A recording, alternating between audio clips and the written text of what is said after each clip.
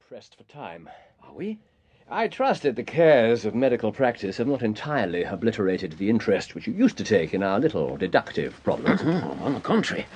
Only last night I was looking over my old notes and classifying some of our past results. I trust that you don't consider your collection closed. Sure, not at all. I would very much like to have more of such experiences. Yes, today, for example. Yes, today, if you like. Yes, as far off as Birmingham. Certainly, if you wish it. And your practice. Oh, I look after my neighbours when he goes. He's always ready to work off the debt. Nothing could be better. I'll just write a note for him. I perceive that you've been unwell lately. Summer colds are always a little trying. I was confined to the house by a severe chill for 3 days last week. I thought, however, that I'd cast off every trace of it. So you have. You look remarkably robust. How then do you know about it? My dear fellow, you know my methods. You deduced it, then? Certainly. And from what? From your slippers. My slippers? How on earth... Then you... You could not have had them for more than a few weeks. The soles are slightly scorched. For a moment I thought that they might have got wet and been burned in the drying, but near the instep there's a small wafer of paper with a shopman's hieroglyphics upon it. Damp would, of course, have removed this. It follows, therefore, that you've been sitting with your feet outstretched to the fire, which a man would hardly do, even in so wet a June as this, if he were in his full health. Simplicity itself. I'm afraid that I'd rather give myself away when I explain. Results without explanations are much more impressive. Now, finish your note to your neighbour and we'll be off to Birmingham. Certainly. What's the case? You shall hear it all in the train. My client is outside in a four-wheeler. We have time to spare, but not much.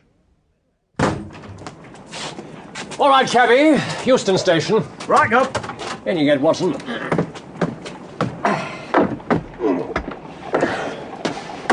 Yep.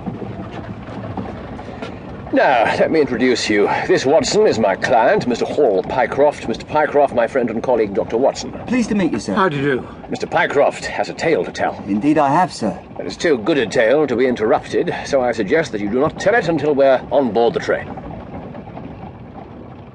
Mr. Pycroft was a well-built, fresh-complexioned young fellow with a frank, honest face and a slight, crisp yellow moustache. He wore a very shiny top hat and a neat suit of sober black, which made him look what he was, a smart young city man, of the class who have been labelled cockneys, but who give us our crack volunteer regiments, and who turn out more fine athletes and sportsmen than any body of men in these islands. His round, ruddy face was naturally full of cheeriness, but the corners of his mouth were pulled down and gave evidence of distress. He was clearly nervous and worried.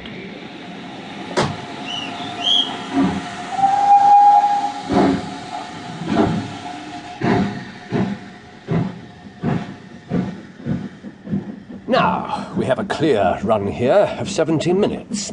I want you, Mr. Hall Pycroft, to tell my friend your very interesting experience exactly as you've told it to me, or with more detail, if possible. It'll be of use to me to hear the succession of events again. Very good, sir. This is a case, Watson, which may prove to have something in it, or may prove to have nothing, but which at least presents those unusual and outre features which are as dear to you as they are to me. Now, Mr. Pycroft, I shall not interrupt you again.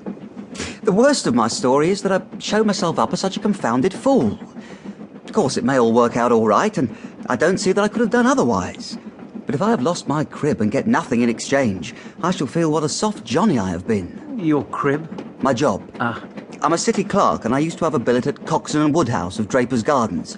But early in the spring, they came a nasty cropper through the Venezuelan loan. You've doubtless heard of that business. It was a huge crash. Indeed, yes. One of my patients was badly stung. Well, sir, it more or less wiped out the firm, and all we clerks were turned adrift. 27 of us. I've been with them for 5 years, and old Coxon gave me a ripping good testimonial when the end came. I tried here and tried there, but there were lots of other chaps on the same lay as myself, so it was a perfect frost for some time. How much were you paid at Coxon's? £3 a week. I had saved about 70 of them, but I soon worked my way through that and out at the other end. I was fairly floored at the last. Could hardly find the stamps to answer advertisements or envelopes to stick them to. My boots were worn out padding up and down office stairs, and I seemed just as far from getting a billet as ever. But you did not give up, you persevered. I did, yes. I saw there was a vacancy at Mawson and Williams, the great stockbroker.